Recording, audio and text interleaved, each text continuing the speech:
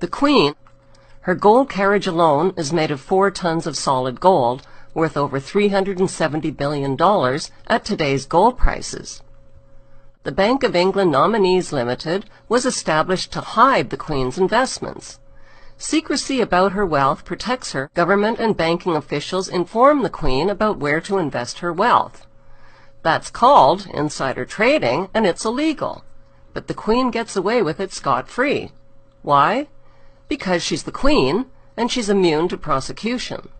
The Queen owns more than 300 residences, including castles and palaces, crown jewels, over 27,000 masterpieces, prize racehorses, and a fleet of Bentleys and Rolls-Royces. Her colossal wealth also includes crown land and investments that she inherited from her black nobility ancestors. The Queen's Crown estate includes over 50% of the UK's coastline, as well as Regent Street and Windsor Great Park. Her trillions in wealth are passed down to her descendants, untaxed. Would British tourism collapse if the monarchy was abolished? No, statistically, Buckingham Palace doesn't even make the top 20 list of tourist attractions. Do you know how much the Queen is worth? 17 trillion pounds. That's $30 trillion. She could end world hunger and poverty tomorrow. Besides insider trading and tax-free income, the slave trade and drug trade. Queen Elizabeth I started the British slave trade in 1564. As head of the Church of England, her slave trading of African blacks upset the moral foundations of the Church. Queen Elizabeth II is now head of the Church of England. 200 years after the slave trade was abolished, the Church was pressured into confessing its horrific crimes and apologizing for profiting from the African slave trade. At first, the Queen and the Church only admitted to owning slaves and plantations, but the public soon discovered that the Church had given their blessing to something far worse.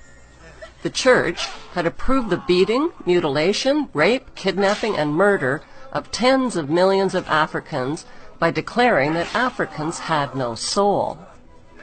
This gave the Church a divine license to profit from their diabolical crimes. Even more lucrative than Queen Elizabeth's slave trade was Queen Victoria's drug trade.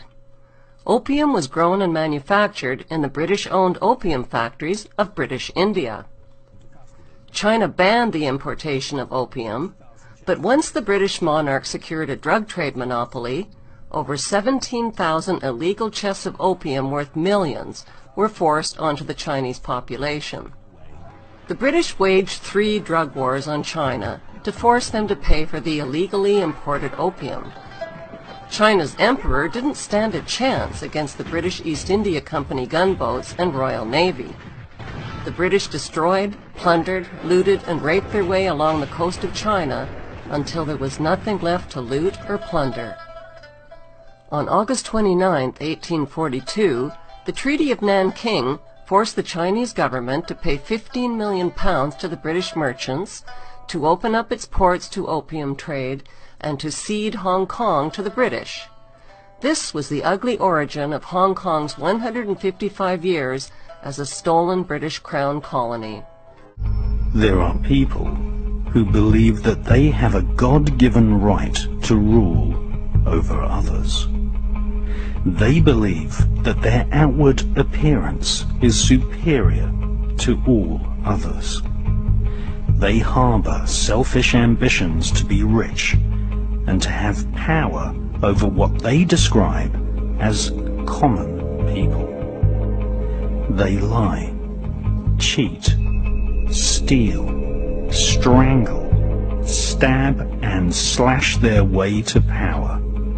They believe that their actual willpower, what the British occultist Aleister Crowley described as the will of Thelema, the royal will, must be obeyed. Literally millions of people have been slaughtered at the behest of the royal lust for war, and thousands of people have been assassinated so that demonic dukes and killer queens can reign supreme.